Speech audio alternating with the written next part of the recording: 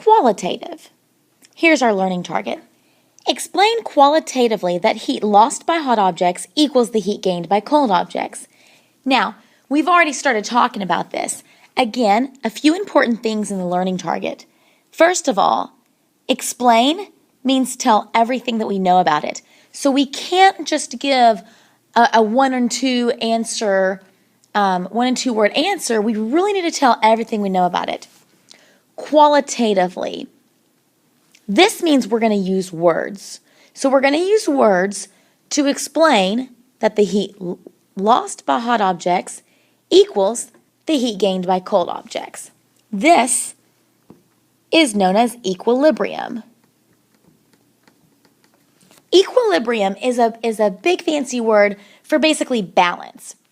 So when you combine hot and cold objects, or when heat is transferred from one to the other, it's going to continue transferring until they sort of meet in the middle, until they reach an equilibrium or they reach a balance.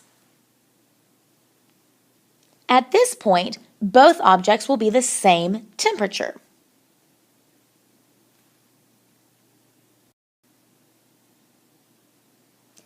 Let's take this example. This is very similar to the activity that you just did in class.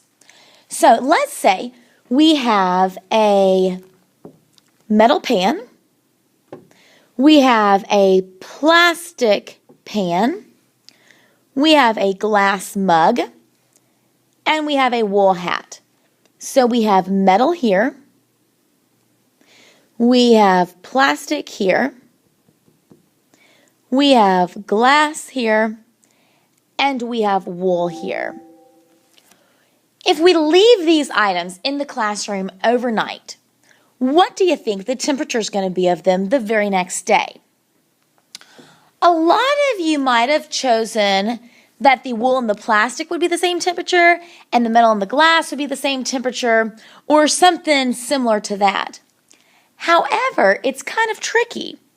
All of these objects are actually going to be the exact same temperature. What is that temperature? It's going to be the temperature of the room temperature. So whatever temperature the thermostat is set on in the room, that is going to be the temperature of all of these objects. Because regardless of what temperature they started at when they were placed in the room, their heat has transferred to the air in the room, or vice versa, until they reach an equilibrium, until they're all the same temperature. Now, some of these objects might feel a little bit differently to our touch, and we're going to talk about that in just a minute. That's because some are insulators and some are conductors.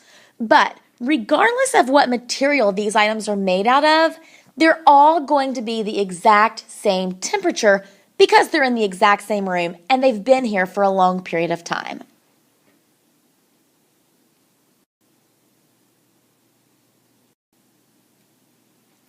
Okay, here's another example. Right now, you're sitting in a chair where the seat of the chair is made of plastic and the legs and the backing of the chair is made of metal. Now, what I want you to do is I want you to feel the leg of the chair.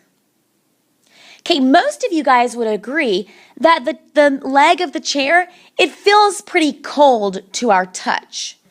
Now I want you to feel the backrest or the seat. Most of you would agree that it doesn't feel quite as cold as the metal. Most of us think that the chair or the metal part of the chair is cooler than the seat or the backing of the chair. Just like the last example that we did, that's actually incorrect. Both the plastic and the metal on the chair are exactly the same temperature. And what temperature do you think that is?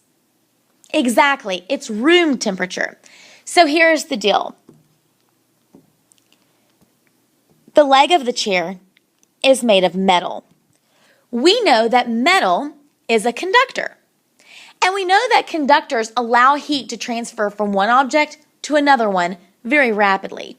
When I touch the leg of the chair, heat immediately goes from my hand into the leg, making the leg of the chair warmer and my hand colder.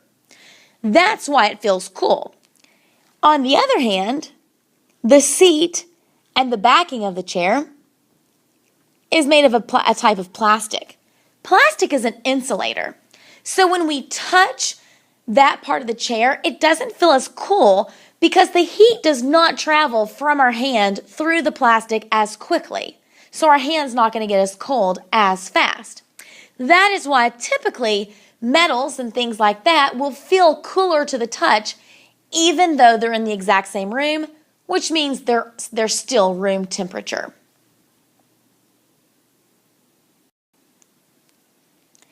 Okay, so back to explaining qualitatively or in words how heat lost by a warm object is gained by a cold object. So, rule number 1 about heat. We know that it always goes from the warm object to the cold object. The next thing we know about heat is that the amount of heat lost by the hot object is always going to be exactly equal by the heat gained by the cold object. So, if I were to ask you, just in simple terms, if I had hot and cold water together, what's it going to feel like? You would probably answer warm. And that's a way that we can qualitatively explain that the heat lost by the warm object is equal to the heat gained by the cold object. I would simply state that the hot water transfers heat to the cold water until they're both the same temperature. It would end up being warm because they reach an equilibrium. That's how I would explain qualitatively that the heat lost by a hot object is equal to the heat gained by a cold object.